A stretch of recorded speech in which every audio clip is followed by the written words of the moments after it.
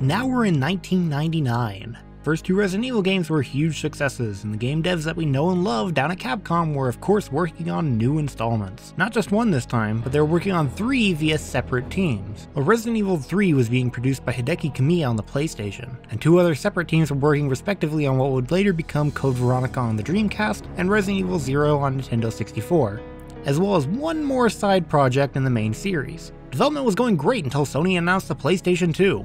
And Capcom said, "Oh shit, look at that, that's sick. Hey Kamiya, stop working on that Resident Evil 3 game, we're putting you on a new project for the PlayStation 2. But sir, what do we do about Resident Evil 3? The fans are expecting a new mainline sequel on the PlayStation." "Oh, I don't know, you guys got some side project you're working on, right? Just slap a 3 on that, call it Resident Evil 3, no one will know the difference." And so, what was originally just a spin-off title became the final entry into the Resident Evil trilogy on the Sony PlayStation. Resident Evil 3, Last Escape, or Resident Evil 3, Nemesis in America, with Shinji Mikami once again producing and the game being directed by Kazuhiro Aoyama, who had experience working on Resident Evil 2. I think this history for Resident Evil 3 is very important because it highlights the biggest aspect of Resident Evil 3's place in the timeline that not many people focus on. Namely, that the game does not feel like a mainline entry into the series, but rather a sort of experiment that never quite evolved in quality or story development the same way that Resident Evil 2 did for Resident Evil 1, which always makes it feel like a black sheep to me when we're talking about the original trilogy. But I plan to expand on why I feel that way when we come to it. For now, we can jump into the game itself, and like I did with the Resident Evil 2 retrospective, I plan on doing this on the fan-modded GameCube port that updates the game's visuals into HD quality. There are even less variations in content between the ports this time, so I once again believe that this is the best way to play through the game at the time of writing. Now, let's jump into the game. Resident Evil 3 initially takes place before the events of Resident Evil 2, which is part 1 of why I feel this game is less sequel-y to me. Instead of progressing the story further in a new context, we are instead just perceiving an alternate perspective of the various events we already know about. Nothing inherently wrong with that, just a reason why I think it feels out of place. The game starts with a narration by Jill Valentine, one of the protagonists from the first game. She talks about the events that are about to unfold during the Raccoon City outbreak we also experienced in Resident Evil 2. It all began as an ordinary day in September. An ordinary day in Raccoon City. A city controlled by Umbrella.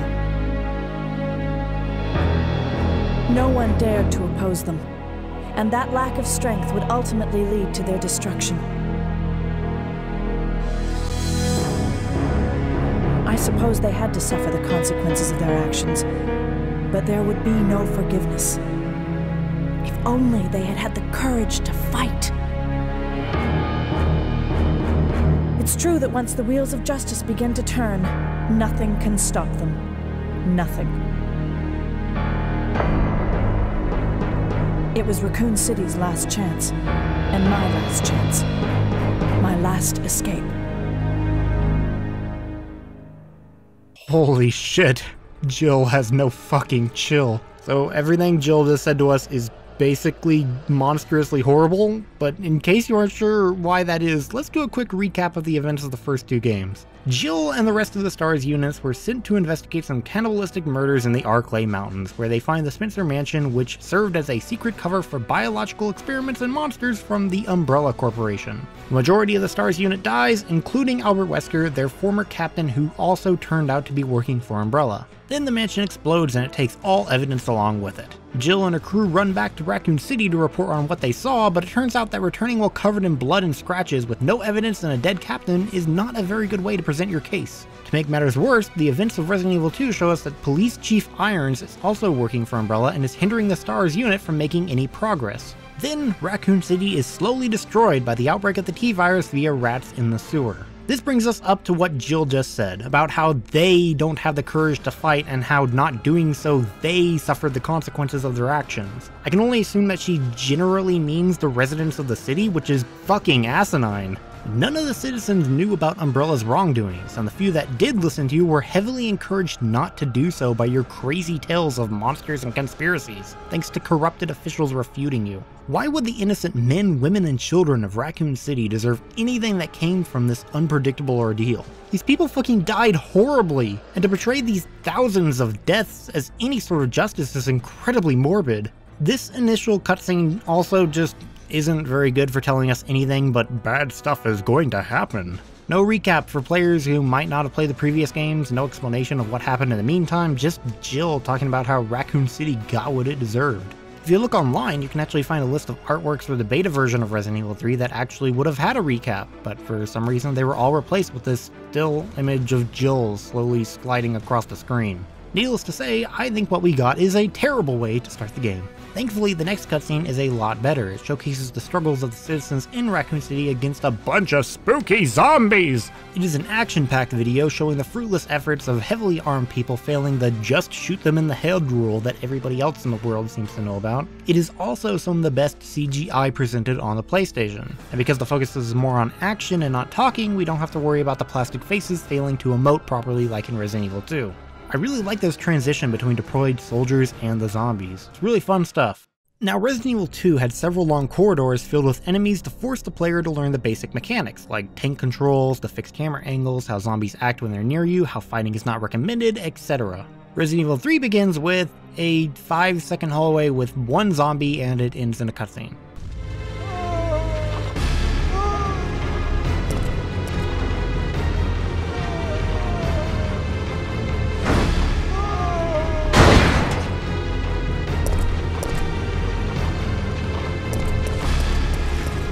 From there, you're able to explore a small room in safety before continuing and on your own. It's a fine intro to allow players to adjust within their own time, but it definitely doesn't have the same sense of panic Resident Evil 2 had, which is odd since it chooses to start you out in a seemingly action-packed way with Jill bursting out of a burning building surrounded by zombies. That also raises questions about what Jill was doing exactly. It seems like the town has already gone to shit, so why did she get caught in it? Why didn't she leave earlier? What was she doing just before this moment? Despite being the earliest we see of the Raccoon City outbreak, we still don't really get to see the downfall of the town. Everything has already turned to shit here as well.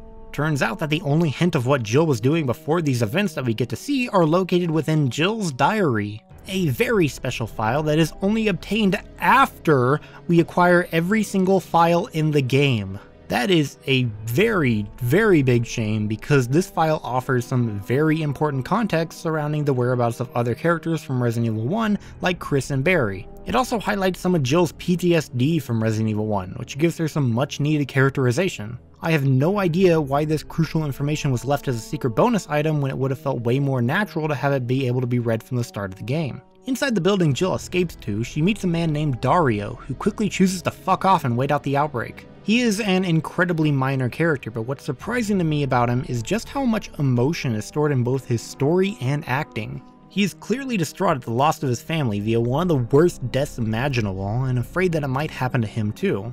What? What do you think you're talking about? I just lost my daughter out there! How dare you tell me to go back outside? I'm sorry about your daughter, but there isn't gonna be any rescue. We have to get out of here! No! I'm not going anywhere! I'd rather starve to death in here than be eaten by one of those undead monsters! Now leave me alone! You are given the option to return to this location later on to find his corpse outside of the container he was hiding in, which suggests that he probably built up the courage to finally leave that safe space, only to meet the horrible fate as his family. For how unimportant he is to the game as a whole, Dario still remains one of the most interesting characters in the game to me. Moving on, this is where the player has access to their first storage box, and where they can begin to learn all of the game's new mechanics. The most revolutionary being that you can walk upstairs manually, holy shit! Oh yeah, and there's also a new quick turn which allows you to do a quick 180 which massively assists your movement and makes the game better in pretty much every regard. But stairs! If you play on easy difficulty, you will be just showered in ammunition and weapons. It's honestly kind of ridiculous. But if you play on hard mode, which is actually just the normal difficulty, don't be scared by it, you will just be given some files and a crafting tool. Oh, and a knife, but you know, fuck the knife. First thing to do is to read those files. They will talk about the dodge mechanic, and that will be the last instruction you ever get for it, so I guess we'll talk about it later. More important is the ammo crafting instruction. A part of what Resident Evil 3 really strives for is player choice. And in that sense, the player is given a handful of ammo powder types, and when mixed in certain ways, they will produce different kinds of ammo for different weapons. This means that each player will likely use different kinds of ammo and weapons through their playthrough, and more skilled players will have the option to save for stronger ammo types. You can also create enhanced versions of the ammo for the pistol and shotgun. That's a really cool idea because it's showing through in-game mechanics how Jill is improving, but doing so requires that you create the ammunition in the longest possible way, instead of mixing them together. This means that you don't receive the extra percentage of ammo that you normally get from mixing powders together, but in some situations that can be a totally fair trade-off. It's a pretty interesting feature to introduce for the resource management of survival horror, but what really mixes it up is the randomization of the entire game. Pretty much every room in this game is randomized in some way, meaning that enemies, items, weapons, they can all change on different playthroughs. Something like the magnum of the grenade launcher showing up earlier in the game can completely change the way you play, mainly because the grenade launcher is pretty much better due to its versatility and variety, but you didn't hear that from me. You never know what you're going to encounter, or what ammo powders you might find, so adaptation is critical for survival, even on subsequent runs. This is probably Resident Evil 3's strongest feature, and is fairly unique in the series as a whole. In the safe room, we also get to hear what is probably my favorite safe room music in the whole franchise.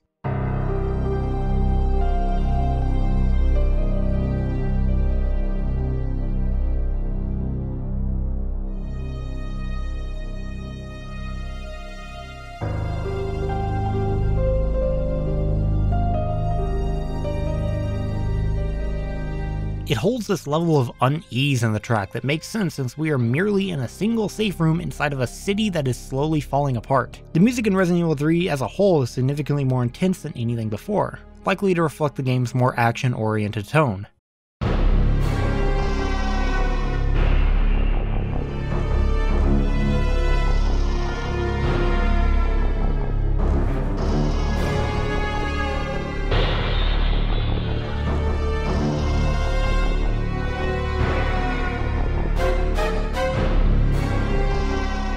I'm a big fan of this soundtrack, and I think it does its job well, but aside from a few iconic themes, I think Resident Evil 2 had the more memorable music. But whatever, I ain't a music critic. Jill decides to leave Dario behind as she begins to explore the city, where we finally get the first-hand experience of Raccoon City during the outbreak that was only hinted at the beginning of Resident Evil 2. The backgrounds carry over the exceptional detail for the time, and look even better when turned in HD. There's so much to look at, and I thought the beginning level of Resident Evil 2 looked amazing. Now we got a whole game of just that, just destruction, fire, mayhem. I love it. This first little segment is more like a tutorial for the entire game, featuring a circular design that loops in on itself multiple times, and just enough zombies, and only zombies, for the player to take out with just a pistol before finding the next weapon. While exploring, Jill will run past a door that bursts open and somebody runs out. And this is probably where we will first experience what has been termed in the Resident Evil community as turbo. Zombies used to have fairly predictable and slow movement, allowing for simple retaliations. But now if you fuck with a zombie for too long, or they just decide to act a certain way, zombies will speed toward you, often faster than you can react. This again provides a level of unpredictability to RE3's gameplay compared to previous games. We continue to briefly see an individual shooting and running away from zombies. Eventually, Jill will enter an empty bar where we discover that that is Brad Vickers, which we have previously seen as the pilot for the helicopter in Resident Evil 1 and a shambling corpse in Resident Evil 2, which provides a bit of a spoiler for how his story is going to end here. He's been in a cutscene too, so that pretty much already tells us he's doomed. Cutscene means it's canon. You're infected, dude. Get away!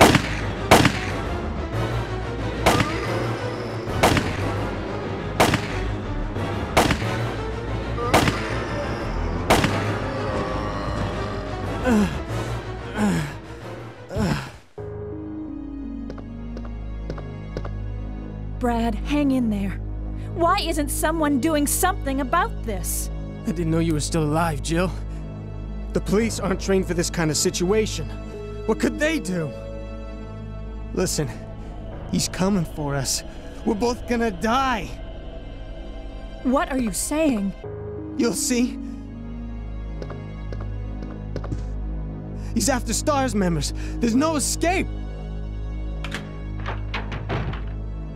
I love this scene. It's hyping up something dangerous we will inevitably have to encounter later on. What is it? Is it a monster? We don't know yet, but boy is it scary. So with that warning, we head to the RPD for some tools, and then it happens.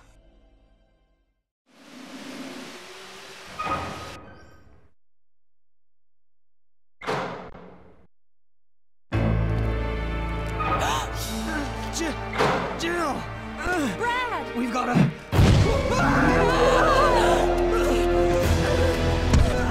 Jill! Help!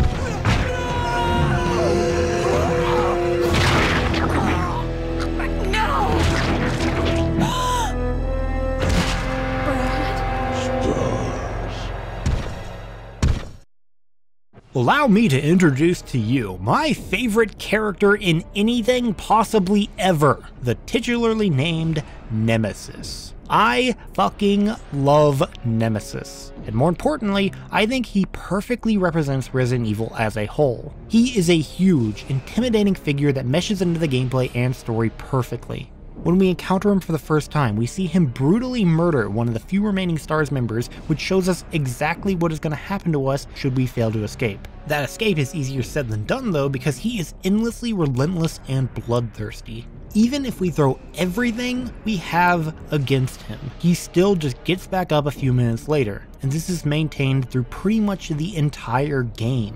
You never know when he might pop out and start hunting you, and that would make you on edge constantly. His one and only goal is to make you dead. He will stop at nothing to achieve that goal. He experiences no signs of humanity or emotion, and when he does kill you, it will be in a brutal fashion. If that isn't the epitome of survival horror, I don't know what is. His design is perfect for a game like Resident Evil. Since he is a tyrant, his design is based off of the TU-03 model that we saw in Resident Evil 2, also known as Mr. X. But his distinct features put him one step above Mr. X, who is essentially just a big blue frowny face. His pupilless eye, large brow, and lack of lips make it difficult to see any specific emotion, leaving him stuck in the uncanny valley somewhere between anger and pain. But the exposed tentacles, flesh, and scars that cover his head make him still look horrifying from a body horror angle.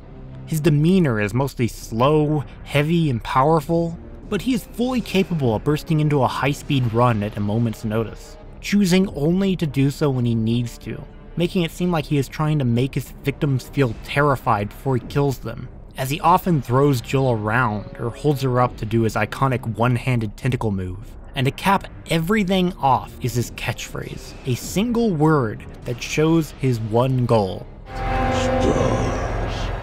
It goes even deeper than this, but I hope to get to that soon enough. God, I fucking love Nemesis. And in terms of gameplay, Nemesis is an absolute beast. He takes things slowly when up close, but he remains crazy aggressive regardless. He'll often perform combo moves that require frantic mashing of every button on the controller in order to escape from his grasp. If you choose to fight him, then be prepared for an ordeal because his health is huge, and only the strongest of weapons will cause him to stumble. If you move too far away from him, this will trigger his run animation to close the gap, which is even harder to avoid. Even if you maintain the perfect distance, he will sometimes just get sick of your shit and charge you anyway. So fights with him end up taking up all of your focus by forcing you to maintain a middle ground and a steady supply of ammunition to bring him down. So now you might be saying, alright, he sounds tough, I guess we'll just run away like a little bitch babby. Well, running away isn't as easy as you might think, particularly because of the one reason that sets him apart from his predecessor Mr. X. Nemesis can go through doors, which is a massive change from Resident Evil 2. There is a bit of a delay when he enters a door because the doors are fixed in place through pre-rendered backgrounds. But that leads to a wonderful scenario where you just manage to escape from Nemesis only to transition to a new screen where you hear his theme music blaring and you turn around just to see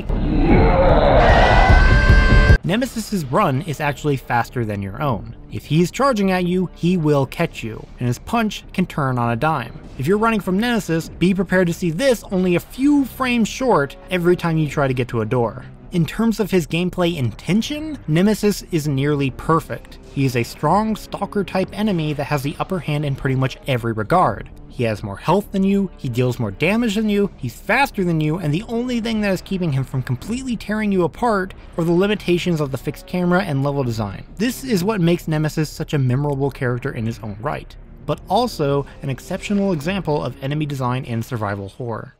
During the first Nemesis encounter, we see the first instance of what they call live selection, which is just where you pick one of two options within a time limit. This again is playing into the game's attempts to up player choice and randomization. What you encounter on your first playthrough could be radically different on the second depending on what you choose. This is a really interesting idea, but I believe it suffers from one fundamental flaw. The choices are not equal in terms of both gameplay reward and logic. They offer unique situations and experiences depending on what you choose sometimes, but more often than not, one option is objectively better than the other. This first option, for example, you might think it's pretty straightforward. Run inside to escape from danger, or stay and fight if you have the skill to take on Nemesis. But really, the 100% correct answer is to stay, because if you can run to Brad's dead body, you can pick up a key item and then immediately run inside, suffering at most a bit of damage that can be quickly healed by the herbs inside the police station. The alternative has you running through hallways full of enemies to get the same key item, eating up time and potentially more health and ammo. These options get really dumb too.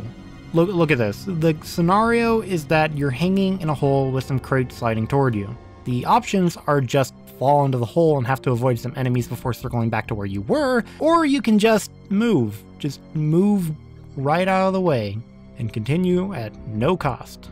A majority of the live selections can be dissected this way. It's a really cool idea that normally would boost replayability, but if there is a very clear, better option, then you're putting yourself at a disadvantage by not picking that. The options should be equal in terms of benefit and or detriment in order to promote variation.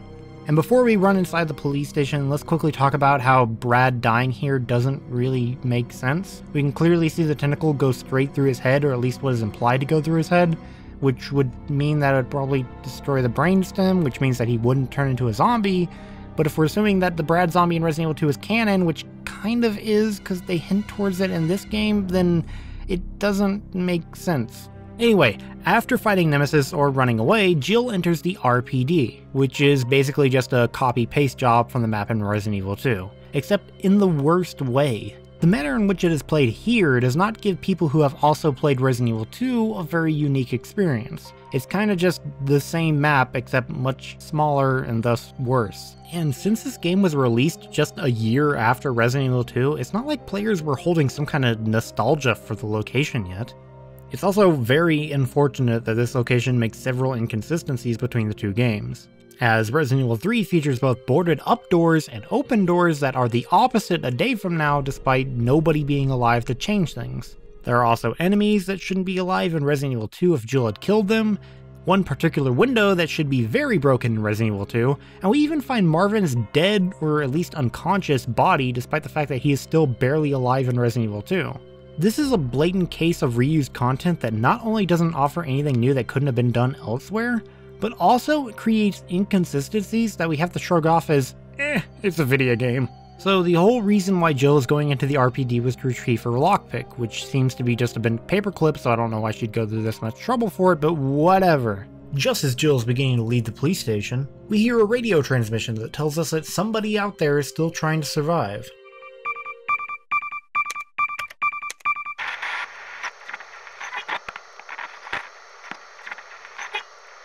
No! Come anyone! Our platoon is cut off! No survivors found! This is Carlos! Send in support immediately! As we leave the station, things feel a bit off. We hear a distant window shatter, and the music intensifies. And then Nemesis busts through the window carrying a fucking rocket launcher! The monsters are carrying fucking artillery now. And that's why I think Nemesis represents another aspect of the Resident Evil games, the camp. I'd definitely argue a giant mutant zombie monster running around with a rocket launcher is just passing that silly threshold. And because Resident Evil games up to this point have had at least a little bit of fun absurdity to them, Nemesis fits into this niche perfectly. It's just a shame that if you're running from Nemesis in this situation, you can run out the door before Nemesis even has a chance to aim at you. Jill manages to lose him in the police station, and this opens up the rest of the map. This is where the level design really begins to show its unique qualities. First, Raccoon City is supposed to be a midwestern town in the United States, but look at these streets and alley composition. These narrow pathways connected directly to various homes and businesses should stand out to most people watching, as they don't look like anything we see here in the United States, or really anywhere else. Rather, these are designed around Japanese streets, making for a much more compact design that is intuitive in a survival horror map. That said, these streets still don't manage to meet the compact design of a large building where rooms are directly touching one another and are only separated by a few hallways and foyers. The most notable difference in Resident Evil 3's design is that pretty much everything is a hallway. The map consists of very long paths that then branch out into small pockets of importance, each of which usually holds something like a key item that you need. This design ends up creating what I would describe as a fake depth. The map feels big, but that's only because everything is spaced out. Moving from one end of the map to the other is actually nothing more than a straight line for the player. Any optional routes end up just taking you to the key item locations. What this ends up affecting is the enemy placement. If you have a player constantly going back and forth in this one long hallway, then they're probably going to clear out the enemies fairly quickly, which means the obstacles need to be constantly evolving in order to make sure the player is engaged. Maybe on your way back a zombie bursts out of a car, a Nemesis is blocking the way. The enemies have changed from a puzzle piece that you have to plan ahead for into something spontaneous. So that's it, right? Well, I wish. But the way that Resident Evil 3 handles its survival horror design is just bizarre. It's a pretty basic idea that in a survival horror game, you should leave the choice of what enemies to kill and what to leave behind up to the player. That way they have to suffer the repercussions if they chose to leave an enemy alive in an area they have to return to. But in Resident Evil 3, enemies will just appear and disappear on a whim in unpredictable ways. You could completely ignore some enemies only to come back and find that they're gone, while other areas will fully populate despite being empty just a second ago. There is very little planning that goes into your exploration. Just be prepared with plenty of ammo to kill something if it gets in your way. It's a very in-the-moment playstyle, which makes for weak resource management and weak survival horror. I think it's pretty much commonly known around this time that Resident Evil 3 is trying to be more action-oriented than it is survival horror-oriented, but it's still stuck in that middle ground where it's really not doing either very well. This is why I think that the level design was a step back from previous games. At this point, the next event depends on where the player chooses to go first. Regardless of what they choose, they will meet the secondary protagonist of Resident Evil 3, Carlos Oliveira, a member of Umbrella's private military team, the Umbrella Biohazard Countermeasure Service, or UBCS. Given Jill's history with Umbrella, you can imagine how she feels about hearing his occupation. What's that? Calm down, lady. I'm no zombie. My name's Carlos, Corporal of Umbrella's Biohazard Countermeasure Force. What's your name? Jill, did you just say you belong to Umbrella's army? Yeah, we came all the way out here to save you civilians, but the mission went bad the minute we landed. Wait, I have to ask you something. I know. You want to ask me out? All the foxy ladies love my accent. It drives them crazy. What? Keep dreaming. Tell me, why did Umbrella send your team in? We're here to rescue the civilians. Don't lie to me. Umbrella is the reason why this whole mess began. Look, we're just mercenaries, hired hands. Do you really think the master would tell his dogs why they have to retrieve the stick he just threw? If you want answers, you should talk to someone else. I am not with Umbrella. We'll have to finish this later. Believe it or not, we're only here to rescue the civilians. If you can trust me, then help us. Think about it! This first meeting is where we really get to see these two characters' personalities. Jill was notoriously bland in the first Resident Evil game. She had basically no personality beyond being a good person that wants to stop the bad people. Here, there wasn't a significant change, but it's clear that her experience at the mansion has made her a bit more cynical. Jill working for somebody who she knows works for the organization she despises makes for at least a little bit of an interesting dynamic, since disliking Umbrella is basically her core personality trait. Carlos as a new character, unfortunately, isn't much of a change in direction. He's a good guy, except he works for the bad guys. He offers a bit of levity at first with his upbeat personality, but as the game goes on, it kinda fades into the background. The situation Jill and Carlos find themselves in is a very life or death scenario, so the characters mainly just focus on completing the task at hand. They get over their differences and start working together pretty quickly, not because of some emotional development or anything, but because not doing so would result in fucking dying. So in the end, they're just surviving. It's fine, it's just fine. There's basically nothing to talk about here, so most observations about both of these characters are extremely superficial, which makes this a step back from Resident Evil 2. Maybe not even as good as Resident Evil 1, since Barry's upbeat attitude lasted much longer than Carlos's did. It's also worth noting that in the newspaper office there's a reporter's memo that tries to explain why nobody's been able to escape from this outbreak. The US military has set up some kind of blockade to prevent people from entering and leaving, which raises the huge, glaring question. What the hell happened to that blockade only one day later when Leon and Claire casually managed to drive into the city? So what, did the military get overpowered and abandon post? then what about all the other destruction that has taken place in this town? Did Leon and Claire just ignore the crazy destruction, or are we just supposed to believe that they somehow found the one drive that wasn't blockaded and completely destroyed? This feels like a pretty huge hole in the story that does not mesh with the events we saw in Resident Evil 2. And every explanation is a real stretch in logic to force the events to play nicely with each other. Right after meeting Carlos, Nemesis storms in for Jill. This is the second life selection choice, and the options boil down to running away or taking Nemesis out. Despite the options being basically the same, the best one is to blow up Nemesis inside the diner, as this has Nemesis drop an item as if you fought him normally, except this doesn't require any ammo. Then you can quickly exit out the back door for a clear path to the next area you need to explore. Outside, Carlos is very blunt with Jill and basically tells her that if she wants to get out of the city alive, then they will have to work together. If she's interested, then she can meet him and his crew over at a downed cable car. When Jill gets there, she first meets Mikhail, who's summed up as, "Oh, I'm dying," and only exists for Jill to feel sad about. Next is the captain of this unit, Nicholai, who is big, mean, and Russian, so he is definitely the bad guy here. Surprisingly, there's nothing to try and hide it. They just kinda portray Nicholai as a real piece of shit in the moment you see him. You're one of the survivors from the rescue team, right? I just ran into your teammate, Carlos. How did a girl like you manage to survive? Hey, I'm no ordinary civvy. I'm a member of STARS. Stars? You mean the RPD Special Force Team? Hey, is someone wounded back there? While the previous twists were a little bit predictable, you can tell that the story was at least trying to make an interesting narrative. Nicholai is just constantly being an asshole. I guess the only thing left to discover is why, so once again the characters take less prominence than the overarching story does. It also doesn't help that the main villain of this game is Nemesis, and it kind of outshines Nicholai in everything he does. Carlos introduces Jill to Nicholai and he goes, "No, girls are ikipu. We are not working with her." And Carlos says, "Yeah, but we will literally die without help." He's like, "Okay, shit, okay, fine." We can't trust her. Why?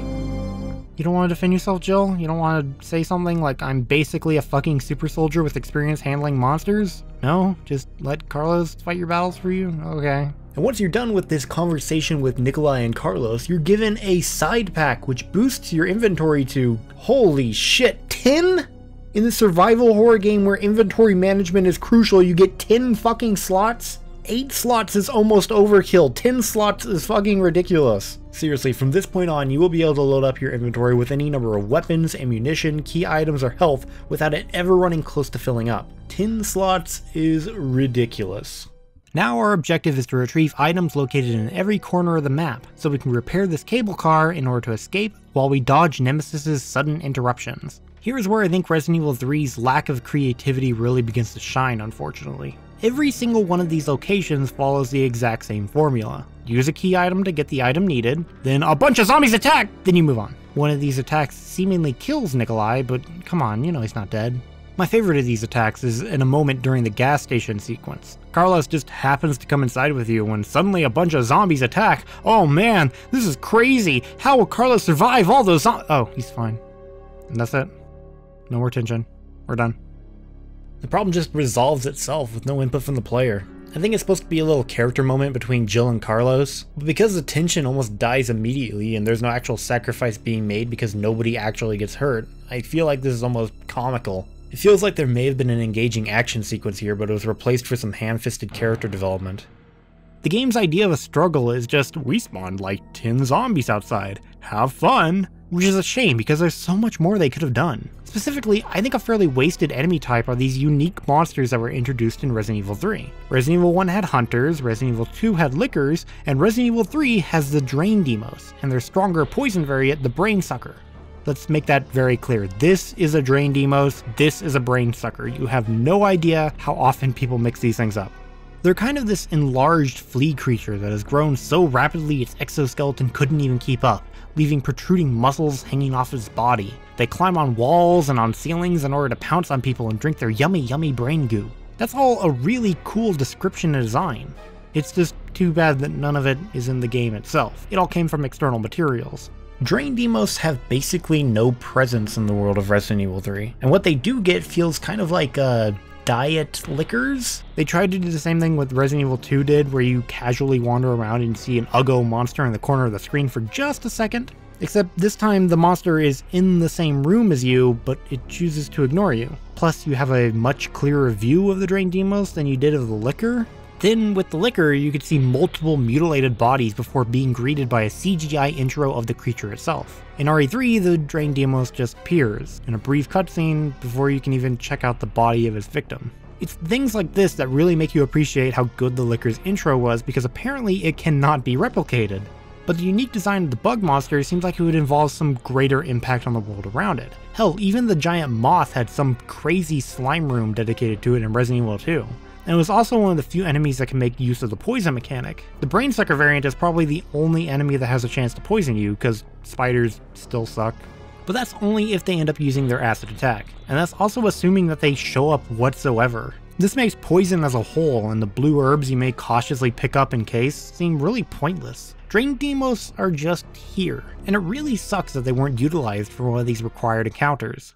Retrieving these cable car pieces shows one of the huge praises I have for Resident Evil 3, that we finally have puzzles, like actual puzzles. I mean, the previous games had puzzles, but most of the gameplay existed within the survival horror elements. Remembering where to take key items definitely doesn't count as a puzzle, that's at most a memory test. And doing simple math is more like homework. When Resident Evil 2 actually had a puzzle, it usually just involved associating a part of the level with another, with very little mental effort needed to complete them. The difference with Resident Evil 3's puzzles is that they act like little brain teasers, with solutions that can only be found through experimentation and proper understanding of how the puzzle works. Adding to it, almost every puzzle has some element of randomization, so you can't just replay the game and use the same answers as before. That is a huge deal. I think that is something that should be included in every Resident Evil game.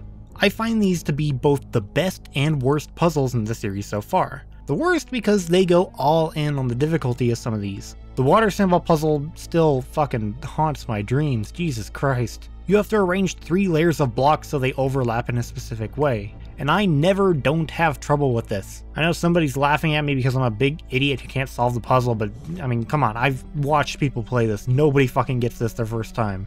While it is difficult though, I can appreciate how much it makes me think. What I can't say that for is the clock puzzle. Everybody I've ever seen try this puzzle has trouble in some way. And that's usually because people think that there's some sort of association or connection that you're supposed to make between the objects that you're presented with. For some reason, the names of the objects that you're working with have very specific titles that seem very important. Okay, try to follow me on this. You have 3 clocks, one representing the future, the past, and the present, as well as 3 stones, one of amber, one of crystal, and one of obsidian. I know that on my first playthrough I was trying to associate time with the stone type.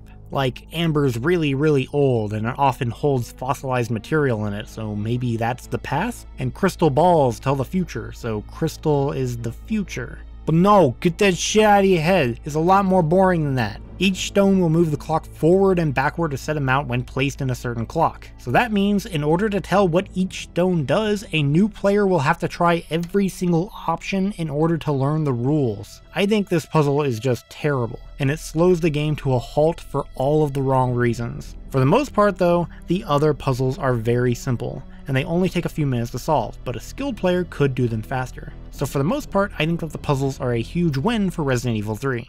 Getting back to the original task at hand, we go to a power station in order to find a fuse, and just like every other location in the downtown, we get swarmed by these surprise zombies.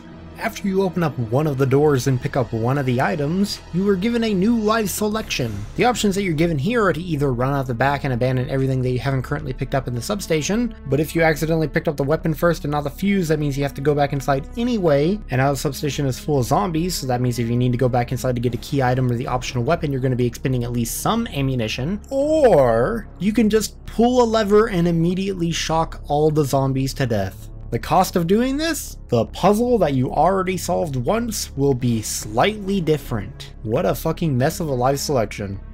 If for some reason you decide to go back to the cable car in order to deposit one item, which I have no idea why you would do that because it eats up a lot of time, you can see this very specific cutscene of Nicholai having the one characterization he gets in the entire game.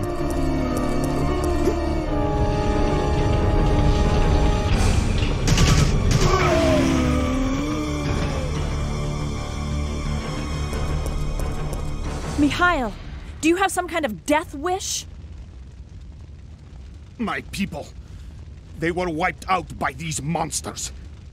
I can't stop just because I'm wounded. But can't you see those monsters are also the victims of Umbrella? Are you accusing me of taking it out on them? You don't seem to understand something. We're not really involved with the company. There's no reason for any of us to take responsibility for this mess. I know that. And right now, that's the only reason why I'm trying to cooperate with you.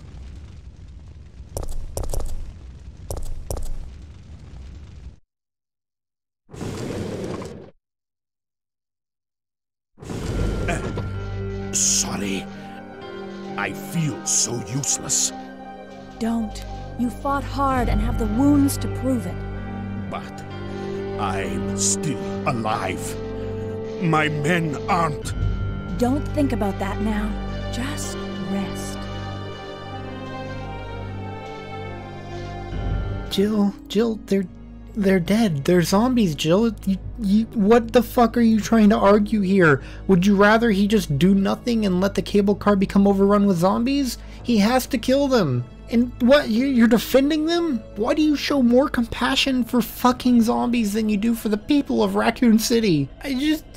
What are you doing, Jill? Why are you like this? Once we've gotten all the items to fix the cable car, we start to head back, but along the way we encounter a few unusual tremors. There's something big moving down there, and it's causing the ground to break away in several locations. Eventually we end up falling down one of these holes where we're introduced to the Grave Digger, a giant tunneling worm with an awesome design featuring 4 claw-like mandibles and a circular set of sharp teeth. This is probably one of my favorite enemy designs in Resident Evil. Technically, you could have encountered gravediggers earlier, or rather they're young in the form of sliding worms. A new enemy type that acts like pretty much every other small creature that has ever been introduced in a Resident Evil game, meaning that you can just run in a straight line and they'll never touch you for some reason. I mean, they basically go right through your body. What is with these games and adding monsters that just can't touch you unless you're standing still? Anyway, the fully grown Gravedigger is notably dangerous, especially in this sort of mini-boss fight. You don't actually have to fight it, but a troublesome aspect I find with new players engaging with this fight is that they aren't sure if they're supposed to be killing it in order to escape, or if they're just supposed to be ignoring it. This usually leads to a lot of wasted ammo and then a lot of frustration. The gist of the fight is that you have to press 2 buttons in order for the ladder to descend, and you can escape from the hole you're in. But for some ungodly reason, the area is designed so the buttons are hidden behind turns thanks to the fixed camera. Basically, the instant that you turn this corner, Gravedigger will spawn and begin moving towards the player within this very, very small, cramped area. Players who haven't mastered the quick turn or are simply not expecting a giant fucking worm to burst out of the wall are almost instantly and heavily punished by one of the most damaging attacks in the whole game. It'll take away about 30% of your total health in one attack. And it really likes to do this multiple times. This fight is in reality very easy and quick, but for how much it can be punishing for new players and how cramped these tunnels are, I can't help but call it poorly designed. Finally making it back to the cable car, Jill informs Carlos of Nicholai's death, and then they get over it and begin to drive away. Uh-oh, there's a noise coming from the back tram with Mikhail. I sure hope it isn't a big, strong, sexy man. Oh no, it is! Jill decides to leave the giant hulking mutant to the dying man currently bleeding out, who manages to stop Nemesis by sacrificing his life via suicide grenade. Farewell, Mikhail. You will be forever remembered for your delirious ramblings and the way you laid down to slowly die. Turns out that blowing up the tram with you in it isn't a very good way to keep everybody on board alive, so now the brakes are out and the cable car is going out of control. Life selection time! You can press the emergency brake, which will possibly slow the train down enough to decrease risk, or you can say fuck you to Carlos and bail out the window while traveling at dangerously high speeds. It's options like this that shows some of the choices weren't really thought out to be equal in logic, which is how most people will likely respond to it rather than trying to guess where they might lead in the future. And just like the other life selections, there is an objectively correct one. Jumping out of the window surprisingly does not turn Jill into a red smear on the pavement, but rather puts her on the safest side of the clock tower level, where you can pick up a key item with no enemies coming even close to you. Also, through circumstances that don't really correlate to the events that took place, Carlos will give you freeze rounds, a new ammo type for the grenade launcher that is the most powerful attack regularly available to you because it both heavily damages enemies as well as slows them down. It is also the second most expensive item to create through ammo crafting. Getting these rounds for free is incredibly valuable. Anyways, regardless of what you choose, the cable car crashes into the clock tower, which is luckily right where we needed to go. How convenient. This introduces us to the next level to explore, which, despite being a building, is still designed like the rest of the game, meaning you go from one end to the other and then it's time to move on. Depending on the choice you made in the cable car, you will begin in different locations, but for some reason that decision also affects Carlos's mood of all things. If you press the brakes and miraculously survive a train crash, Carlos will suddenly lose all hope of escape because I'm not sure exactly. Carlos, I don't believe it. You're alive. I'm not sure how we're gonna get out of this town. What are you talking about? We made it! You don't get it. They have no intention of letting us make it back alive. Do you really think we can trust their great evacuation plan? Huh, it's just a piece of paper. But we don't have any other choice than to trust them right now. No, if we're gonna die, then we should get to choose when it happens.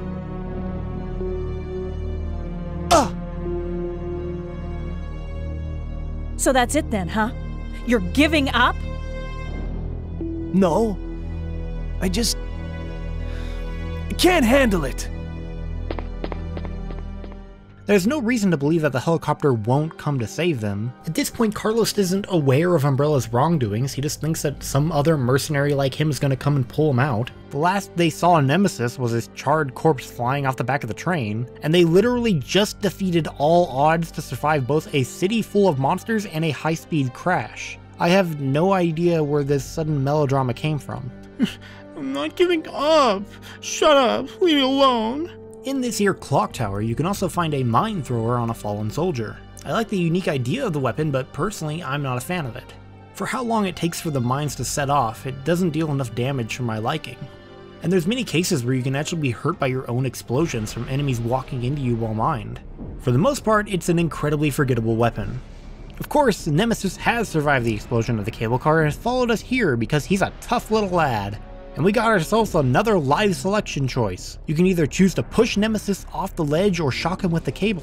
Pushing him off temporarily removes him from chasing you, and shocking him takes him down while offering another free item drop at no cost. This is one of the fairer choices. You can get a free item at the cost of Nemesis getting back up and following you into the next room, or you can just remove him from the equation. Though I would still lean towards the item since he ends up losing you just a few rooms anyway. One thing that I think Resident Evil 3 does a lot better than other games is the visual storytelling. There's so much to look at and appreciate whenever you're exploring the streets of Raccoon City, but here's where I think one of the best examples is. We get to read the journal of another UBCS mercenary. Reading this journal tells us about how cruel the UBCS is supposed to operate, robbing survivors and using them as decoys in order to save their own life. But here was a soldier that grew compassionate about a girl that reminded him of his sister. In the end, he wound up dying with her in this room, and the two bodies are clearly huddled together in fear. I think this is one of the more effective notes in the game because we get to see the aftermath through visual storytelling, and the details of what happened exactly are up for interpretation. It was a difficult journey, but we finally get all of the key items we need to ring the bell and call for the rescue chopper. Jill begins to call the helicopter down in order to finally escape. We're saved. Down here! It's finally over. Huh?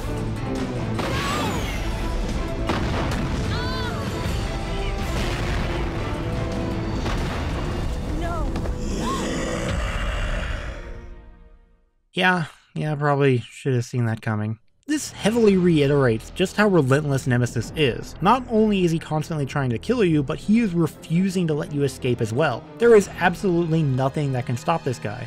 No matter how far you run, no matter who you call for help, he will make sure you don't get far, and likely will kill anybody who even tries to assist you. I love it. Now, with their only chance of escape gone, and no other options available, Jill has to finally confront Nemesis one-on-one. And now let's talk about something that I've been saving for this point. How Nemesis actually plays. Like I already prefaced, I love Nemesis. I love what he stands for, I love the intentions behind his gameplay, but unfortunately, he's got a lot working against him. I think that Nemesis works a lot better as something that you should avoid rather than something that you're expected to fight. When battling him, he will just do random charges at any moment, either because you dealt too much damage to him or because you're trying to run away from him. This can be incredibly difficult to predict. His random charges feel unfair when there isn't really a way to predict it without understanding the way that Nemesis's AI works. And because of the unusual shape of the environment, it's surprisingly easy to get Nemesis stuck on the geometry of the walls to get a few cheap shots in. His massive health pool also causes his fight to feel a little repetitive. He only has a handful of attacks, with his favorite being this left-handed grab, so the trick is to just constantly bait him into performing it before you deal a bit of damage. Then you just repeat this over and over until he falls down. His incredibly fast movement isn't a great match for tank controls, and there's not much you can do to keep up. But still, this seems at least somewhat encouraged, as once defeated in the wild, Nemesis will drop a special item for you. It might be a gun part or health, or if you manage to do it on every encounter, he'll drop an infinite ammo item that you can use on a weapon of your choosing.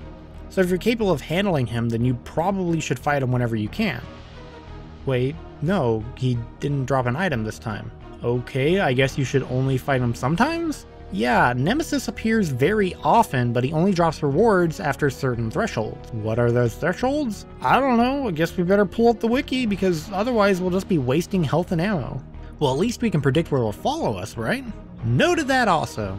If you choose to just run from Nemesis, he's actually incapable of entering specific locations or passing into certain areas. This still makes him massively better than Mr. X, who couldn't even go through a single door, excluding that one special occasion where he busts through the wall, but Nemesis still feels somewhat scripted in his abilities and appearances. Resident Evil 3 as a whole seems to have this problem of things not being consistent, like when enemies would just appear and disappear on a whim. There needs to be more consistent rules for things like this in order for it to feel fair, and Nemesis blatantly ignores logical progression on multiple occasions, which leads us to the first mandatory fight with the Nemesis. For a required boss fight, he's pretty solid. He requires a firm understanding of the distance you put between him and Jill. He punishes the player for taking advantage of long distances while still offering plenty of opportunity to deal the needed damage.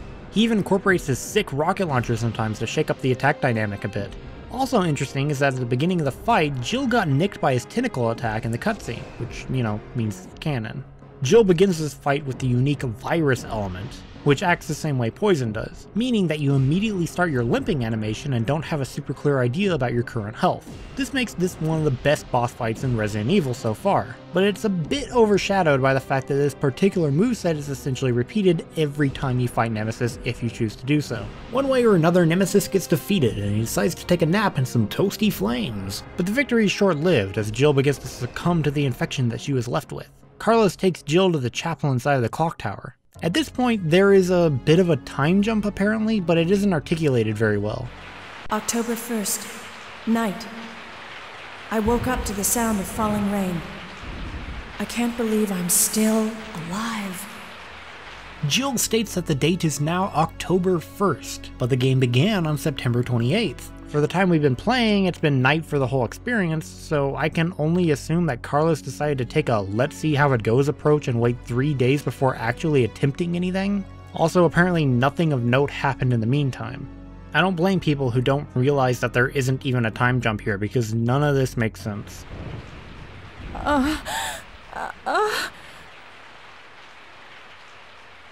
Carlos? It looks like our roles have been reversed from when we originally met, huh? Don't worry, Jill. This chapel is safe. I've been infected by the virus, haven't I? Hey! Take it easy. I'm okay. Don't feel any pain. But that's what bothers me. If I can't feel anything, then what does that mean? Don't give up, Jill. I'll take care of you. Whatever you do, don't let that virus beat you. I think this is an interesting perspective to give on somebody infected with the T-virus. Something that takes advantage of the unique aspect of horror that Resident Evil hasn't really touched yet. The fear of knowing that you're infected, knowing what will happen to you, but not immediately feeling any sort of pain to indicate it. It's not really expanded beyond that line, but it is some interesting introspection. If I turn into a zombie, don't hesitate. I want your word that you'll kill me. So Carlos finally decides that it's time to do something about Jill's horrible illness. So he decides to go fucking next door to a hospital, I assume just to see if he can find some like medicine in general. I guess it's just a lucky as hell coincidence that this next door hospital also happens to contain the fucking cure to this very specific man-made virus because it too is a secret Umbrella facility. Isn't that fucking convenient? Crazy conveniences aside, a hospital is a great location to explore for a zombie outbreak. It's always one of the center points for infection since sick people congregate there. It's a shame though that it had to be in Resident Evil 3 then, because it, like everything else, is streamlined to be a quick 20-minute experience. It does give us an opportunity to play as Carlos though, which is keeping up the trend of playing as a different character for a brief period in these games. Resident Evil 1 had a short part with Rebecca, Resident Evil 2 had the Shuri and Ada crate puzzle, and now we get a full puzzle/combat experience with Carlos. And the very first thing that Carlos encounters upon entering the hospital is the exciting return of Hunters. This time portrayed via Hunter Betas, a red variant with disgusting pustules all over its head and body. Besides the appearance, they play and act exactly the same way they did in Resident Evil 1. They're fast as hell, they love jumping around you, they have some devastating attacks, and if you don't get that first hit in while you're in a room with multiple of them, they can easily stun lock you to death. Wait, where did that zombie and Hunter come from? There's nothing behind that corner, it's just a wall. Carlos comes equipped with a handgun and assault rifle, which, if you ask me, is the least interesting weapon that you would want in a survival horror game. Ammo has to be managed as a percentage rather than through bullets, making rationing difficult. But since this section is temporary, you don't really need to worry about that, meaning you can just blast away. Each shot from the rifle stuns enemies, meaning that you have your own stun lock trick to handle the hunters, making them surprisingly easy here. While exploring the hospital, and depending on where you choose to take the elevator first, Carlos will learn that Nicholai is still alive and he's being a dick, which leads to the death of this nobody. Nicholai? You're still alive? You saw what happened? What's going on? I'm one of the supervisors. That's all you need to know. Wait!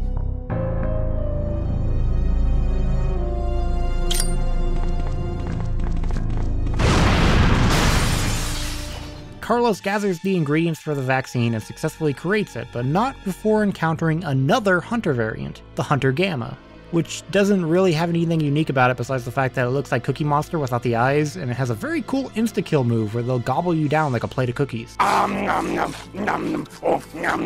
Carlos starts to bring the vaccine back, but just so conveniently notices that somebody was clumsy enough to leave their timed explosives at the base of the hospital before they went off, which leaves the player with a 4-second run straight to the door with no difficulty.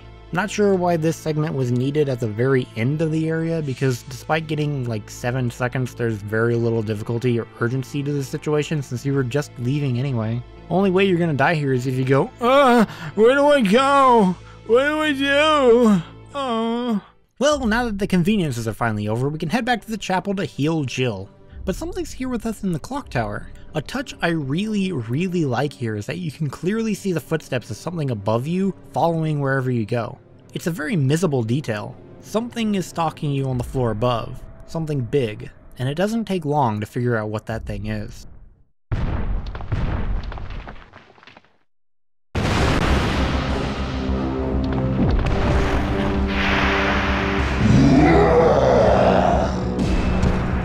Nemesis still isn't dead. Even after taking massive amounts of damage and even a nap in some open flames, it appears that his inhibitor suit has only merely broken, which we know from Resident Evil 2's Mr. X stopped uncontrollable mutations and enhanced lethality. This is my favorite design for the Nemesis. His original shape and form is still clearly visible, but the amount of damage he's taken has obviously taken a toll. Now the hand tentacle that he used has fully protruded out of his wrist, looking like a giant wiggly claw. The range of his attacks is now dramatically increased, and it grants him the ability to do this awesome move where he just throws you around like a ragdoll. He's evidently getting sick of your shit as he is on full aggressive pursuit mode. Not just with Carlos, but his priority still lies with Jill. You can fight Nemesis here, but if you take too long, he'll stop bothering with you and run straight for the room that Jill is in and start breaking down the door. He 100% can get in there, and he'll do his funny little slam move on Jill's beaten and infected body. This actually raises a few questions though. If you run straight for the door, Nemesis just gives up despite the fact that he can clearly bust the door down. Yeah, Jill does make a little comment about how he's probably trying to play with us or something, but forgive me if I think that's kinda dumb. What I think it actually does is show us the intention behind the game developers. They actually do expect us to fight and take out Nemesis every time we encounter him, or at least that's what happens in the canon route. And if that's true, we can probably assume the same thing with Mr. X, which would explain why Mr. X doesn't follow us through doors. But in terms of gameplay, that is absolutely ridiculous, since fighting both creatures are fairly difficult and expends a lot of time and resources, something you don't want to be doing in a survival horror game. So if that was the intention, they did a terrible job of implementing it. Anyway, you stop Nemesis, or he just gets embarrassed he wasn't invited inside, whatever, and you inject Jill full of your feel-good juice. How do you feel? I'm okay. What happened to you? I just fought with that monster. I've got some bad news. Nicholai's still alive. But I thought he was dead. That guy doesn't know the meaning of the word dead. What is he after? I don't know. All I know is that he is our enemy. I'm sorry, Jill, but there's something I gotta take care of. I promise I'll meet up with you later. But don't worry. At this point, I have no idea what Jill's plan is since their one means of escape went bust. Now would be a good time for that Carlos gets depressed scene, but I guess the only thing we can keep doing is moving forward, so we head into the park. From this point on, all the enemies have been introduced to us, so randomization is in full effect. You can get worms, zombies, dogs, hunters, pretty much anything can be thrown at you, with hunters being the biggest nuisance of all since we no longer have the crazy powerful assault rifle. This is also where I started having difficulties with the auto-aim feature. You see, depending on which trigger you press, you would aim at either an environmental object or an enemy, instead of just keeping it as whatever is closer to you. This led to a lot of frustrating moments when Jill would aim through walls at an explosive barrel instead of the hunter currently tearing her face off. Or worse, she'd aim at the barrel while she's standing right next to it. You could blame this on me not playing the game right, but I never had this problem in any of the previous games, nor this game up until this section. The park includes this one puzzle that's fairly straightforward as part of the solution, but I think the devs were just trying to pad out playtime or piss players off, because you see these gears that when arranged in a certain pattern change the way the fountain shoots out water. Okay, so maybe we need to set this to a specific pattern, or maybe we should do all of them, or do them in a certain order, or no. The solution is plainly visible after you walk through the water to the hatch. You know, it's getting real hard to defend fixed camera angles when you're fucking with people by keeping easy answers slightly off screen.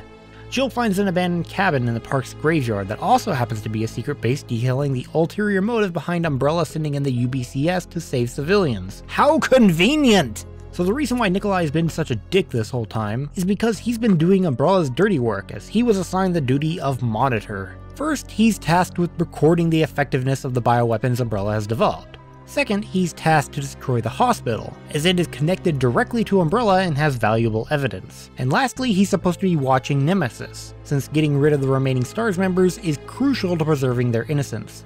Jill also overhears that Umbrella is pulling the monitors out. Apparently their experiment is over for some reason, and they have begun evacuation procedures. Luckily, Nicholai is here to re-explain everything we just read. I'm quite impressed you've managed to stay alive up until now. And you seem to be doing a pretty good job of looking out for yourself. How about helping out? I have no intention of helping you. Because we're nothing but pawns in all this? In a manner of speaking, you are. Our employers wanted a detailed analysis of the zombie beings which were created through infection by the T-virus. You're saying that they deliberately sent in a military unit to be butchered by their creations? Not exactly. Although the conditions encountered on this operation were extreme, it was an unexpected outcome that the team would be wiped out. We were only required to collect live data from the subjects. Ah! Another mutant! We head outside to find a gravedigger once again attacking us. This time, it's an actual fight. We have to kill it. The arena this fight takes place in is extremely narrow, making moving around very difficult and getting cornered very easy. Making things worse is that Gravedigger's body often covers the entire camera, and judging distance becomes different when there's a giant fucking worm blocking your vision. Because of that, this fight is also a huge problem for new players. There is a contingency though that I do appreciate, where if you wait a few minutes, some lights become loose and you can damage them to fall in the water. Then they will instantly electrocute Gravedigger to death. This makes the fight incredibly easy if you know what you're doing. You could beat this with a knife if you wanted. The core difficulty to it is just staying alive, making sure you don't take damage. This is a fight that I think could have been handled a lot better, but it being more of a just survive long enough fight makes it at least unique. With Gravedigger killed, Jill continues to cluelessly wander along before coming to the long-abandoned factory. Suddenly, Nemesis realizes he hasn't been on screen for a while, so he shows up to terrorize Jill once again. One of my favorite leaps in logic comes from his second-to-last life selection, where you are asked if you would rather shove Nemesis off of a bridge to get him out of the way and potentially hurt him, or if you would rather hurl yourself off of the bridge into who knows where because we can't look down due to the fixed camera angles, in an attempt to get away from Nemesis, who most likely could just jump down with us, since if we can survive a fall, he can definitely survive a fall, and his solitary goal is to kill us, so we have no reason to think that he wouldn't follow us down there. What a difficult decision to make based on first impressions. The decision also is massively important for the final events of the game for some reason, in ways you definitely can't predict, so that doesn't really make sense. But whatever, it gives you an excuse to play the game twice, I guess. Okay. Now we're at the final section of the game, which at this point is obliged to be some kind of laboratory. It does take a bit of a twist by being a formerly abandoned factory, and it serves as more of a biohazard disposal location, meaning everything is old, rusted, and full of decomposing trash, debris, and corpses. And my favorite thing about it is that wait, look at that. Look at that ammo collection. Holy shit. That's fucking nuts. Holy shit. For reference, one shotgun shell is basically a guaranteed zombie kill, and it only takes a few more for bigger enemies. Over the course of the entire game, you are absolutely showered with this ammunition. One of the core aspects to survival horror, especially in Resident Evil up to this point, has been proper resource management. If you use too much ammo, then you'd end up fucking yourself and likely have to take a few bites of damage as punishment, meaning conservation was vital. Here though, that's thrown out the window. With proper use of gunpowder, you can easily craft yourself, Jesus Christ, 20 shells? That'll carry you through most of the game, so long as you at least evade enemies half decently. Just to test my theory, I played through the game again, and this time I used a special condition that if I came across an enemy, I had to kill it, excluding Nemesis, because obviously he eats up a shitload of bullets. And my conclusion is that while there were a few rough moments at the beginning of the game, I still reached the end with more than enough shots to take out everything. Now imagine I wasn't killing every single enemy along my path. This is ridiculous. I can only assume they gave you so much ammo so that you can kill Nemesis at every encounter. But that is so difficult and time consuming to do, you can't expect that to be what most people immediately think of. It's so much easier to just run, and thus you get a shitload of ammo for everything else. This is wild, and the survival horror aspect of the game takes a huge blow from this. I guess that we can count ourselves lucky since Carlos decided to come to this same abandoned factory for some reason. Unfortunately, he has some bad news. Carlos. Jill, listen very carefully. They're planning on launching a missile directly into the city as soon as day breaks. The explosion will be powerful enough to destroy everything. Are you sure about that? Positive. I heard it straight from a supervisor. They'll go this far to cover their tracks? Come on, we have to hurry. There isn't much time left. At this point, things will vary greatly based on your previous choice. If you push Nemesis off the bridge, you will find Nicholai in the factory where he shoots at Jill. Nicholai? So, you want to get out of here alone? Is that your plan? I made certain none of the other supervisors survived. Since I'll be the only one who knows what really happened, I'll have more bargaining power when it comes to discussing my bonus. Then why kill me? I'm not on their payroll. They want you eliminated for reasons of their own. The amount is modest, but there is a reward to be claimed upon the confirmation of your death. That's great, except I have no intention of contributing to your retirement fund.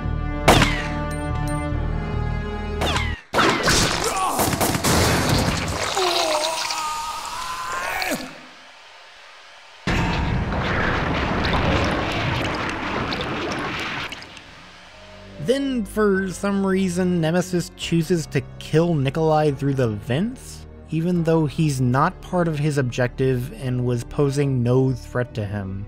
Like, I get what they're doing here, it kinda makes sense if you don't think about it. It's like, oh yeah, the bad guy, he gets what's coming to him. The big bad monster ends up killing him at the end, ooh. but I think it feels like a rushed way to conclude Nicholai's story. They just really needed to get him out of the picture, and they just did it in the most ham-fisted way possible. I find this ending for Nicholai to be incredibly unsatisfying. Jill enters the trash compactor, where the door locks and Nemesis shows up once again for another boss fight. He can be defeated normally by just dealing enough damage, but what's interesting about this fight is that it serves as a bit of a unique skill test, something that we haven't seen in any Resident Evil game up to this point. Around the arena are valves that can be shot to spill acid. Doing so at the right time can heavily damage Nemesis or force him to retreat. There are a lot of really cool details in this fight too. I love the way that if you shoot the valve too early, Nemesis just slowly backs away like, "Heh, not this time, bitch." And as you hit Nemesis with the acid valves, he begins to take an absurd amount of damage. He's on the verge of falling apart, and after enough hits, his head falls off, leading him to just mindlessly attack the air because he can no longer see anything. I love this detail. Nevertheless, Nemesis finally takes enough damage to fall to pieces, and finally he is defeated. Jill manages to escape thanks to a dead scientist dropping the keycard that she needs to escape. How convenient again! And to make things even clearer about the victor, Nemesis is dropped into the disposal acid below. But as you leave, you might spot the eerie bubbles that have suddenly appeared in the pool. We're approaching the end now, and with the right key items, Jill is able to retrieve the iconic rocket launcher for whatever might be waiting for her. Quick nitpick, I hate that this game gives you both a keycard item as well as a key that has a card on it that needs to be used for the rocket launcher. It makes things needlessly confusing when you could have just made it a completely different item. Jill makes it to the radio tower where she picks up the radar system. Jill then discovers that the time is running out. A missile has been launched towards Raccoon City. The infection has been deemed uncontrollable, so they're just gonna nuke the whole town, survivors be damned. This is also where the factory goes on alert for a missile attack, which is, bizarre. Warning. Missile attack confirmed. All personnel evacuate immediately. Why would the factory have a system for recognizing missiles? Is that something that they were expecting? Were they expecting to be nuked at some point? Regardless of that nonsense, this serves as the final countdown that was in every other Resident Evil game. But I think this one's very interesting, as it does not just show you a decreasing timer, but instead has an indicator that shows the distance of the missile. You can literally see death slowly inching towards you. Now is where an optional boss fight comes into play if you had jumped off the bridge previously. Nicholai has located the one chopper at this factory and begins attacking Jill with it.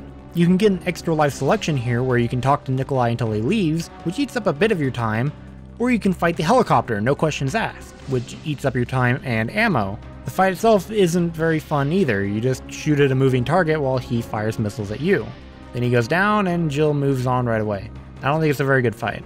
With the helicopter destroyed or stolen, all hope looks lost for Jill and Carlos. But then, a voice shows up on the radio. Somebody is trying to find Jill in particular. Who could it be?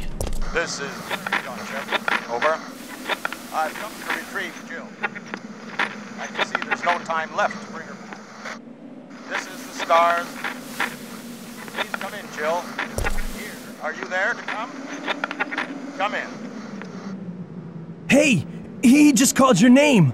Who could it be?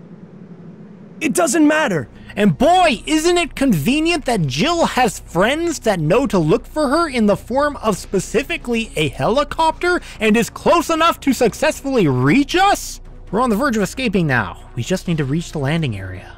On the way there, we pass a warehouse that is full of some very interesting content. First, it is full of dead military soldiers that were clearly trying to deal with the outbreak. Second, it's full of dead tyrants. This suddenly provides context to the events of Resident Evil 2. We now know that the single Mr. X that was dropped in the police station was part of a series that is now located here, seemingly meant to battle the military, likely as some kind of experiment. We even see a dead super tyrant located in the rubble. And lastly, there is a giant fuck you rail cannon located in this tiny cramped room. That doesn't seem very safe or easy to test or easy to transport around, but apparently it was intended to help take the G-Virus, meaning it can probably take out massive BOWs, probably so long as they're standing right in front of it and are asked nicely not to move. In order to exit, we have to power up the batteries, but just as we start, a visitor arrives. Nemesis's mutilated body somehow managed to tank all the damage up until this point, and still managed to get to this location in order to complete its job. It lands on the killed Super Tyrant and begins to eat its highly mutated flesh. which stimulates its own mutation into an incomprehensible mess of a monster.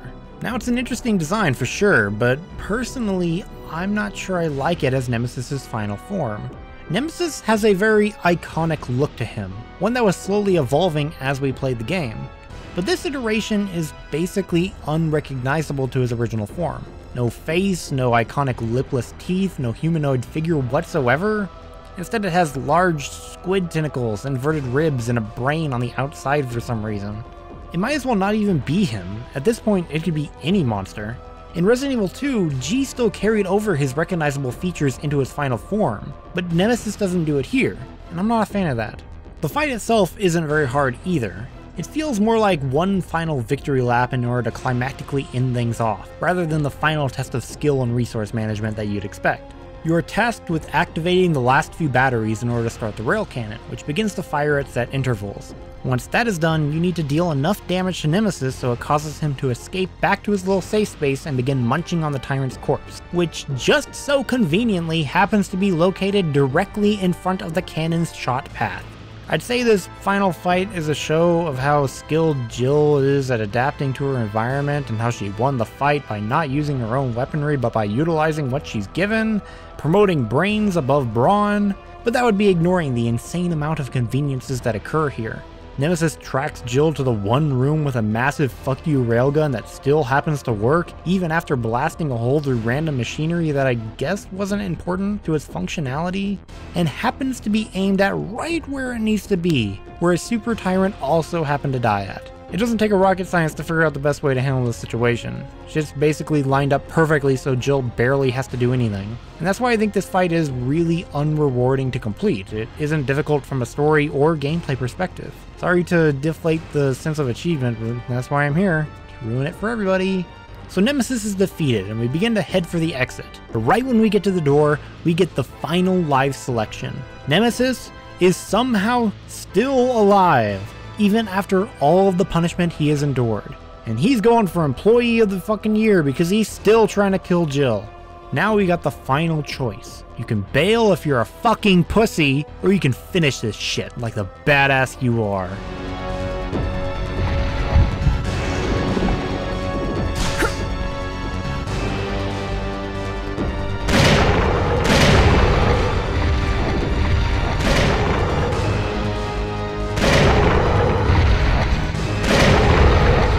You want stars?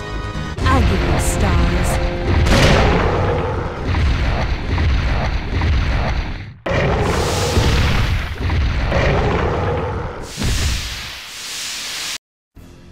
Let's talk about the stars line. I would like to first say that I really like this line. I think it is the perfect way to end this game, and it is amazing the way that they actually handled it. That said, I'm going to do a little bit of nitpicking here that I don't think many people will agree with me on. First, I'm not sure I buy Nemesis dying right now. At this point, he has survived gunfights, explosions, acid baths, and apparently getting shot with a BOW killing rail cannon. My first assumption would be that he's just straight up unkillable, unless we burn him to ash. And shooting him with a magnum would be kind of pointless since we've done that before. Oh, I guess that's wrong, because if you ignore the live selection, he just dies of embarrassment. Second is in regards to the line itself. When you say that you're going to make somebody see stars, what does that mean to you exactly? I would say it makes me think I'm going to make you very dizzy, or at most, I'm going to beat you up very bad. Which, you know, it's fine, but it's not the final killing blow one-liner. I think if you compare it to Leon's one-liner in Resident Evil 2, game over. Its meaning is a lot more appropriate because he is 100% ending this by blowing Mr. X to pieces and making the game be over. Okay, I'm sorry for being a pedantic asshole. Let me tell you why this line is amazing. This is a one-liner that only exists within this context. It takes what we have learned about both Jill and Nemesis and flips the subjects around in order to brilliantly provide new meaning that cannot be used anywhere else than by Jill to Nemesis. You couldn't have Leon say this to Mr. X because it wouldn't make sense. You couldn't shove it in an action movie like Die Hard or Fast and Furious because stars don't even exist in that world. I genuinely think that this line is a perfect storm that's cleverness outweighs anything bad I could possibly say about it. It's appropriate, it's campy, and I love it to death. So, With Nemesis finally and permanently defeated, Carlos and Jill run outside. If Nicholai didn't take the helicopter, there would just be a random chopper sitting here for them to fly away in. But I think the fans much prefer this ending, where Barry Burton flies in to save the day. They try to hide it by having Jill not say his name for some reason, which feels kind of forced, but okay. Thanks, you saved us. I couldn't let you die. Is it you? Are you ready to finish this? He rescues the two just before the missile flies past and destroys Raccoon City, once and for all. It's the end.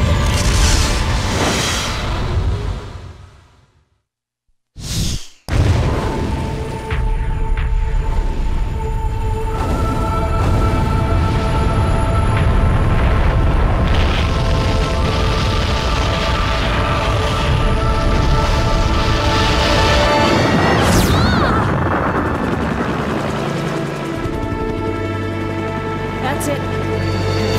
Umbrella's going down.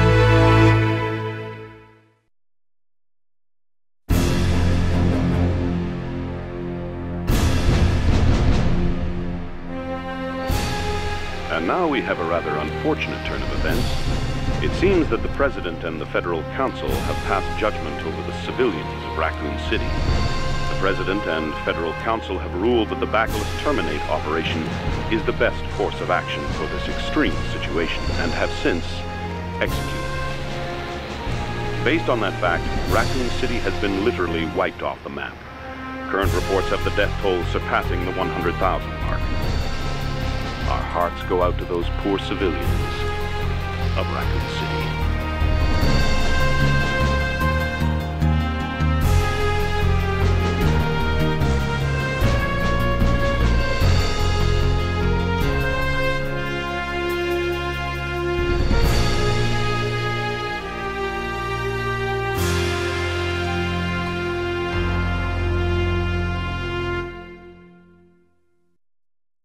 Thus ending Resident Evil 3. And as one final bonus, you get a little epilogue detailing what happened to both the characters of Resident Evil 3 and even the characters of Resident Evil 2, after the Raccoon City incident, as it is called from this point on.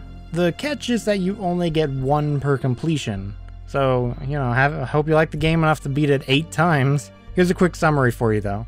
Jill is looking for Chris. Chris is in France, but something happened to Claire that catches his attention. Barry is a cool bro. Leon was retrieved by the government due to his impressive skills shown in Resident Evil 2. Claire just fucks off. Sherry is traumatized and unhappy. Ada feels bad about what happened in Resident Evil 2, but still works as a secret agent. And surprisingly, Hunk gets one where it shows his face, and that he is alive. That's it, he's alive. You'll also get a rank for your run, which uses the grading policy used in Resident Evil 2 regarding playtime, number of saves, and amount of health items used, which still grants some leniency for the final grade, with an S being the highest in Japan and an A being highest everywhere else. But this time, you don't really unlock any rewards for getting a high rank besides a few costumes, which I find a little disappointing. The costumes are pretty neato though. You get to unlock a costume that makes you look like Regina from Capcom's other survival horror game Dino Crisis, as well as Jill's original outfit from Resident Evil 1. The bonus weapon unlocks are designated to the new side game you get for beating the game once, Resident Evil's first iteration of the Mercenaries, codenamed Operation Mad Jackal. This basically plays like the Extreme Battle mode did in Resident Evil 2. You explore a streamlined map full of areas you've already explored in the story, except here your main goal is figuring out how to properly manage inventory while killing as many enemies as you can.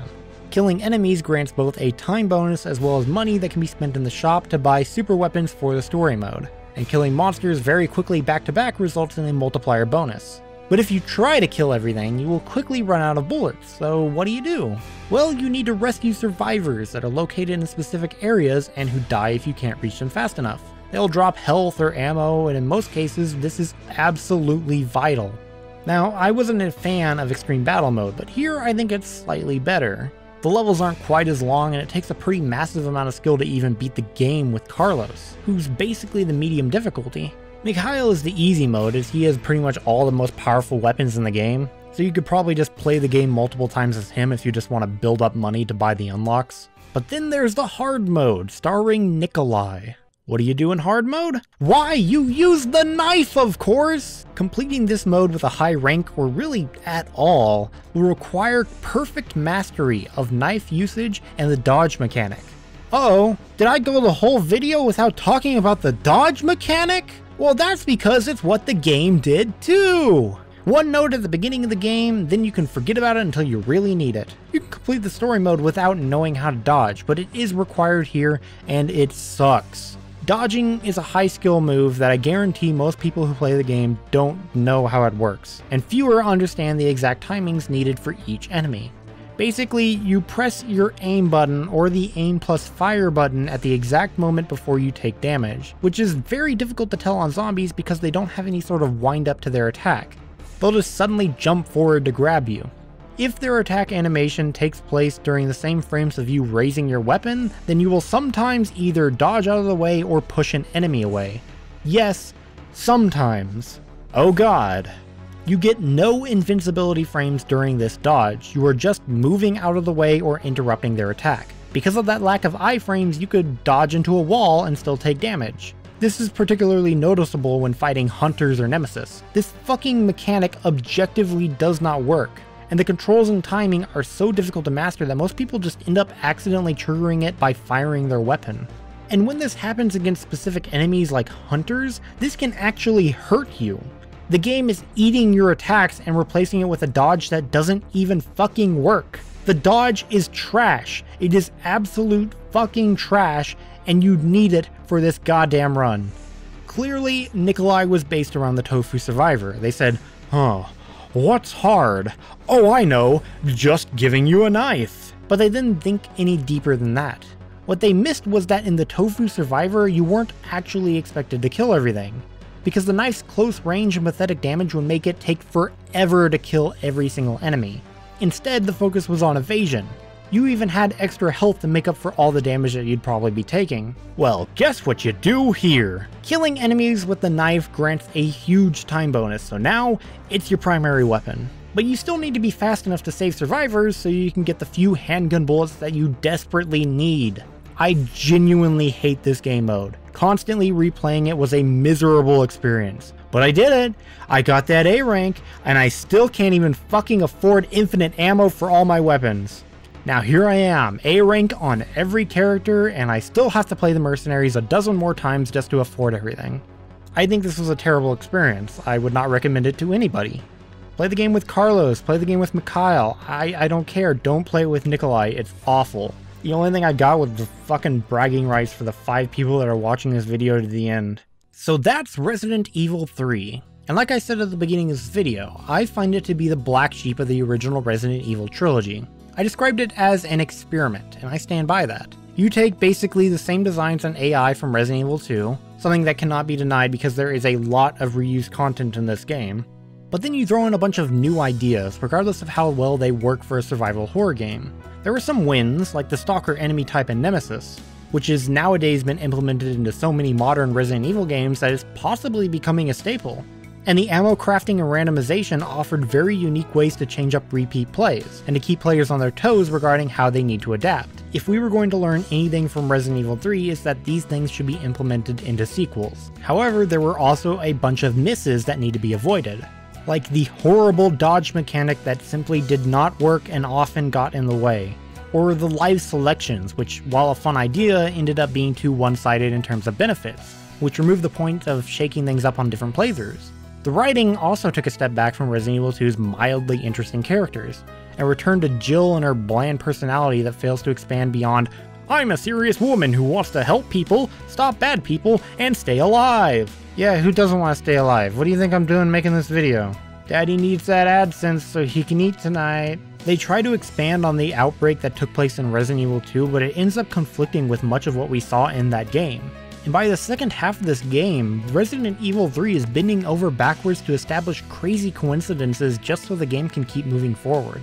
The level design does not meet the same level of complexity found in Resident Evil 1 or 2, with a greater focus on long hallways rather than individual rooms, and the survival horror aspect is drowned out by having fast enemies in cramped rooms, while you have tank controls, and a dodge that doesn't work, and a shitload of ammunition is showered throughout the game, and enemies just keep appearing and disappearing for no reason.